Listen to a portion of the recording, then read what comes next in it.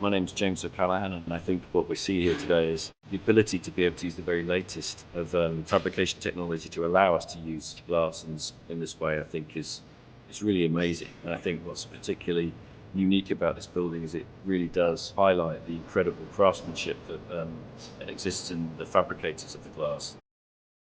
I mean, it's truly breathtaking to walk out from the lift lobby into this space.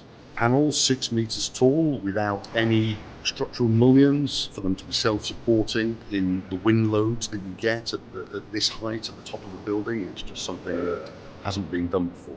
The hard work of all the workers, the good craftsmanship and the good partnership, working together with all the partners, the consultants, the clients, to stay today here and see the final result. It's just amazing. 12-meter high glass panels in 200-meter height, that's unique in the world. And we are very proud to be part of this amazing building.